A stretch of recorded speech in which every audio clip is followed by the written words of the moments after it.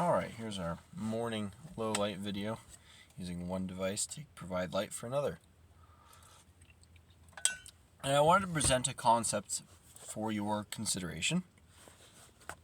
Everyone who's spent any time in the Western legal history, in the Western world really, should be familiar with the concept of the presumption of innocence.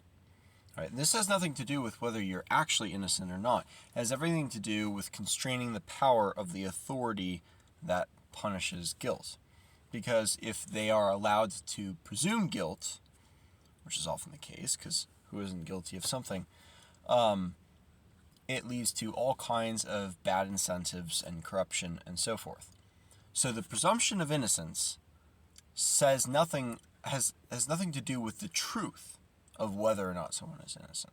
As various legal scholars, I believe it was Blackburn, has said, it is better that 10 innocent people, or 10 guilty people go free, than that one innocent person should be punished. So the presumption of innocence begins with the assumption that there will be guilty people who go free.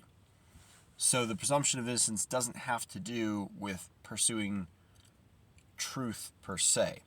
It's choosing to err in a particular direction in order to constrain the powers of the state. Well, guilt and innocence in the criminal sense are not the only causes for the state to restrict people's freedoms and to claim power for itself, leading to the corruption and bad incentives alluded to before. As we have seen in the last year and a half, there is another, at least one other, probably more, context in which the state can, in which a case in which we haven't built in a requirement, a burden of proof that the state must reach in order to justify its seizure of power.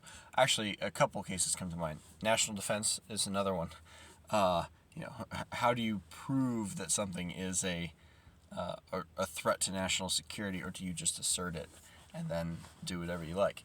But the one that comes to my mind is, of course, health. In the context of a pandemic, all sorts of things can be justified, and all sorts of restrictions upon individual liberties can be imposed in the name of public health and public order.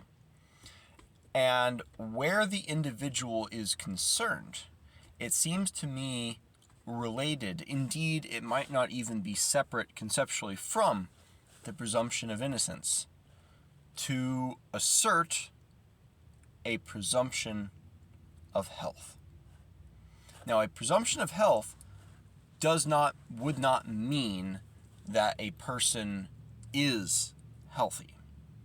What it would entail is it would require the state to demonstrate, to prove that a citizen is in fact not healthy and is in fact infected with some contagious disease, in order to impose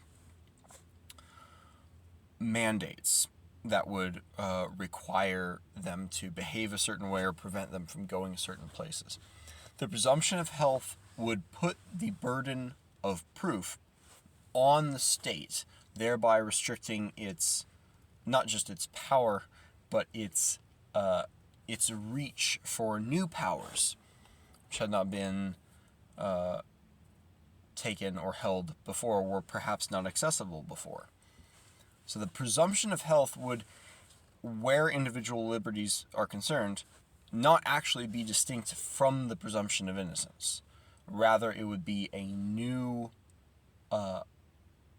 dimension of the same concept, which is requiring the government to not just justify, but justify and demonstrate whatever new powers it claims in any individual case, and not take sweeping generalizations or statistics as just cause for seizing new powers or otherwise restricting liberties. in any given quarantine group, in any given hot zone of, some outbreak of some disease or other, there is a very good chance that some large population of people there are infected. And that does not matter to the presumption of health. Because, as Blackburn said, better 10 guilty people go free than one innocent be punished, and perhaps better 10 sick people go around in public than one healthy person be constrained against their will. Because, at the end of the day, it isn't just about that individual person, and it isn't about them spreading the disease to the rest of the society. It is about preventing the government from taking more power and the innumerable harms and dangers that imposes, far outstripping any danger of petty crime or mild, respiratory illness.